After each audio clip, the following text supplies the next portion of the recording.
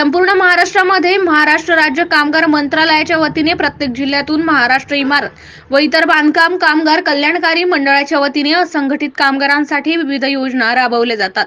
त्या अनुषंगाने मूर्तिजापूर विधानसभा मतदारसंघाचे आमदार हरीश पिंपळे यांच्या मार्गदर्शनाखाली व सहाय्यक कामगार आयुक्त यांच्या मार्फत मूर्तिजापूर येथील असंघटित कामगारांच्या नोंदी घेऊन गृहोपयोगी वस्तूंचा संच व इतर साहित्य वाटपाचा कार्यक्रम लखलगंज येथील दुर्गा माता मंदिर सभागृहात पार पडला। कार्यक्रमाला संघटित बांधकाम मंडळाचे अध्यक्ष गौतम बर्डे, कामगार आयुक्त राजू गुल्हाणे, माजी नगराध्यक्ष मोनाली गावंडे, तालुकाध्यक्ष भूषण कोकाटे, शहराध्यक्ष रितेश सबासकर इत्यादी कामगार मंडळी कार्यालयातील कर्मचारी प्रामुख्याने उपस्थित होते।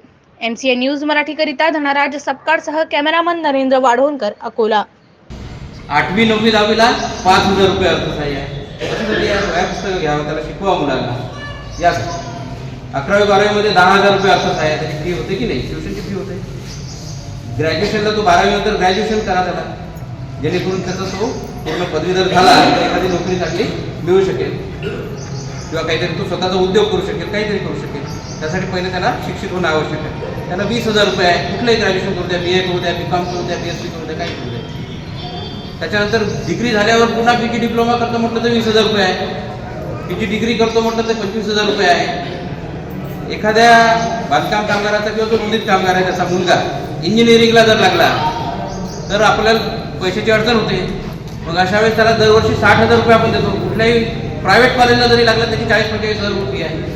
म्हणजे आपण त्याला प्रवेश देऊ शकतो की नाही 60,000 मिळाले तर, म्हणजे सहाय्य आहे। मेडिकलला जर गेला, MBBSला गेला, BAMS ला गेला, होमिओपॅथीला गेला, 1,00,000 रुपये त्याला अर्थसहाय्य मिळते दरवर्षी।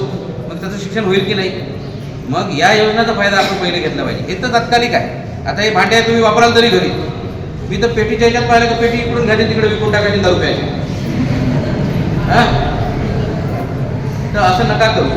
बाळपणाची जी योजना आहे 15,000 आपण कशासाठी देतो? त्या महिन्याचं शरीर वीक झालेलं असते, तिला चांगलं काजू बदाम खाऊ घाला ना, जे काही लागते ते खाऊ घाला ना घरी येऊन, दारू नका पिऊ ना, आहे की नाही? त्यासाठी ते अर्थसहाय्य असते, म्हणजे त्या वेळेसाठी योजना आखलेली आहे।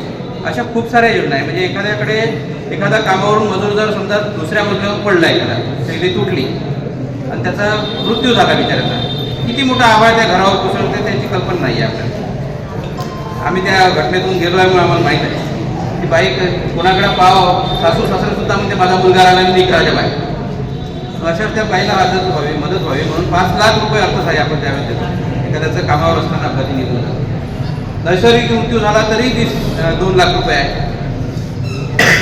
त्याच्या अंत्यविधीसाठी सुद्धा 10,000 रुपये। त्या बाईने कोणाकडे काय मागावं त्याच्यापेक्षा महिन्याला काहीतरी तिला खर्च येईल म्हणून 2,000 रुपये महिना, असं वर्षाची 24,000 रुपये आपण देतो अर्थसहाय्य। वर्षाचे एकदम देतो। पहिले ते काय होतं, तिला दर महिन्याला ऑफिसला यावं लागायचं, फॉर्म भरावं लागायचं, म्हणून आपण ते बंद केलं। वर्षातून एकदाच, म्हणजे 5 वर्षापर्यंत मिळते। म्हणजे नवरा वारल्यानंतर 5 वर्षापर्यंत ही अर्थसहाय्याची योजना आहे।